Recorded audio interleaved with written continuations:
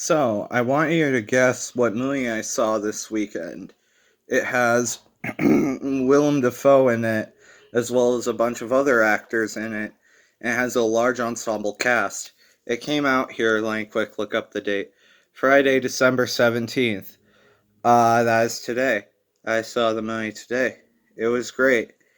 I'm guessing better than the other major movie that came out today that you're probably also thinking of.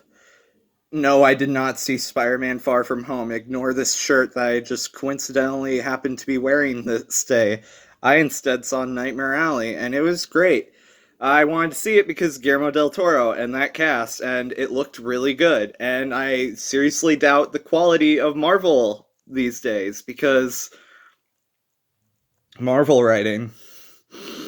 Also, I would like to just say how well crafted Nightmare Alley is. Like, from top to bottom, like, not only is it just finely tuned in every aspect, it's also very well watchable.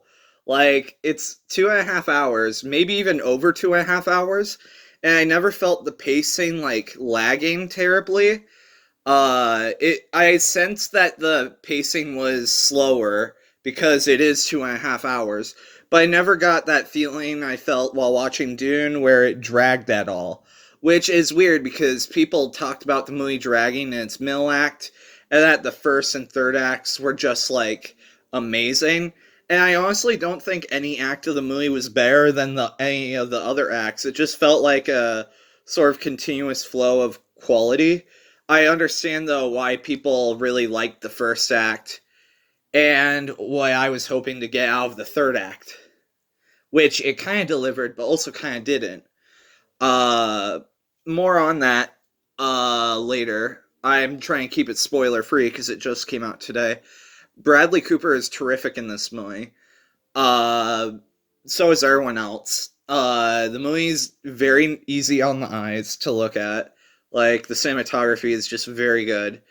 The story is interesting. I haven't watched the original movie, which I know has a Criterion release, or read the novel that's based on. So this is my first experience of the storyline. I figured I'd rather be in the hands of like the version that I'd be most interested in for my first watch, so that way I would get most out of it. And I'm glad I did because I feel like this is the most satisfying way for me to watch it, is like a modern adaptation of it. I liked the ending, like how haunting it was. Like, okay, first off, this is a feel bad movie. I don't know if you knew that going in, but you should. If you're expecting a happy ending going in, what are you doing here? Like, I knew going in that this movie is gonna make me feel very not good at all. It's almost a horror movie of the senses, but not a horror movie of like, this is actually a horror movie.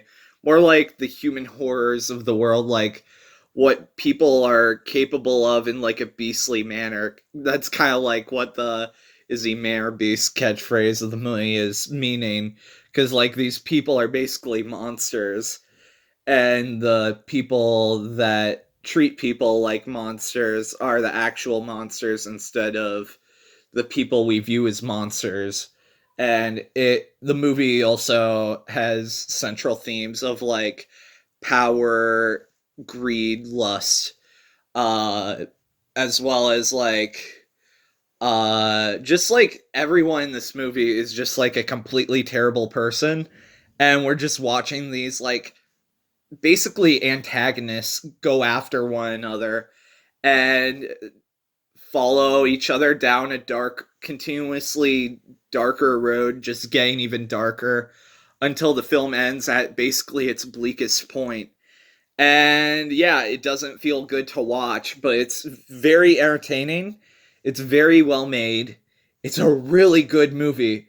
But these are very not good people, and if you don't enjoy watching that, like there's a movie like, what was that one Coen Brothers one called? The Man Who Wasn't There, is that what it's called?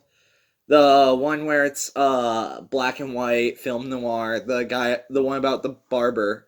The Man Who Wasn't There, I think that's what it's called. That's what it kind of reminds me of. I was watching that with someone, and they're like, "I don't like this movie because none of the characters are likable. They're all terrible people." And I'm like, "That's why it's my favorite Coen Brothers movie because I love just like watching all these people get their comeuppance and like the dark humor of that. So this is like of that camp. So like if you don't enjoy watching very unpleasant people doing very unpleasant things until they get their very unpleasant comeuppance in a very dark, grimy, disturbing, unsettling film, then this is not for you. It's also not easily categorized. It's not really a horror film. It's not really a thriller. It's not really a drama. It's not a neo noir. It's not really a crime film. It's not really a fantasy or adventure, but it's also like every genre at the same time as well. It's odd. Like there's not really one that you can pin it under. It's kind of indescribable. And I'm trying not to like spoil it because again, day one, and I hate it when people spoil it for me. Uh, I'm curious how this compares to the other versions. I'll definitely be checking out the original if I can. Uh, I hope they add it to HBO Max one day because that would be very convenient. Maybe I'll just have to end up buying the Criterion eventually. I don't know. But yeah, I'd give it a soft 9 out of 10. Like I might bring it down to an 8.5. The thing is that it's not anything like awe-inspiringly amazing. But when I compare it to the list of movies I've seen this year, if I gave Dune an 8.75, I feel like it's only fair to give this one a 9, but it's a softer one at that. So like I'd rank it like just below films like The French Dispatch and stuff like that. Like The French Dispatch is arguably a better film, but that I feel like The French Dispatch had more flaws than this film. It's just that this is a very like nasty, just yucky film to experience and endure, but that's like the point of it. And it's enjoyable even so, but like it leaves you just kind of feeling like, man, this is a downer, but like in a good way. Like not a downer in a sense that I wouldn't ever revisit it because I'd very much like to. It's definitely a welcome addition to the lineup of Guillermo del Toro movies. But it does disappoint in a couple key aspects, but it doesn't really do any of those key aspects wrong for me. It's more so my expectations and not knowing what to expect going into this movie. And I feel like no one is going to know what to expect going into this movie, and that they're going to come away just a little bit disappointed from this film for because they don't know what to expect. And going in, they're not going to get what they expect. So they're going to be a little thrown. And I think all of us, myself included, are going to need a second viewing where now that we know what it is, we'll be able to rewatch it and reevaluate it on its own terms and be like, okay, this is the film. This is where it works. This is where it doesn't. And appreciate all the things it does right. And right now, I am appreciating all the things it does right. And I want to give it credit where credit is due. It does, like, almost everything right. It has, like, a great ensemble. It has great direction. Basically, all the good elements of his last two films, like Crimson Peak and I wanted to call it Crimson Tide, and The Shape of Water are present here. Like, it reminds me of both a little bit. It also reminds me a bit of The Devil's Backbone. And what's the other one? There was another movie that it reminded me of. I don't remember now. So like it almost feels like an unofficial trilogy of his last two films culminating with this one. And the if you've kind of figured out the plot from the trailer or think there's no plot to the trailer, that's kind of how it feels in the movie. And I'm kind of surprised how uh it felt like I'd seen everything from the trailers in the movie, even though there wasn't that much footage shown off in the trailers from the movie, and the movie being over 2.5 hours long. Then again, there are still like story elements and story beats that are very interesting that I didn't fully explore when thinking about when watching the trailers, so that's good. Uh, but yeah, it's a really good movie, but not completely satisfying in every way. It's but I wouldn't call it flawed either. It's just like expectations not lining up, you know.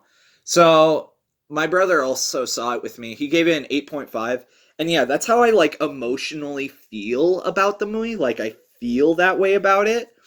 Like it's not anything terribly amazing. Like I got that sort of pig movie experience out of it where like it kind of leaves me with like a this is not like a good movie to end a night on sort of feeling. But like I feel like the actual film, like how well it's made, which I should say as well as Pig. Pig is also a very well made movie, deserves better than that. So yeah, I don't think I'll talk about spoilers in this movie just because it is so new. It literally came out today, and I don't have that much to say about the spoilers either. I'd recommend it, but you don't need to run out to see it immediately. There's just so many good movies this year, and I'll let you know if I see any others. Thanks for watching. Bye.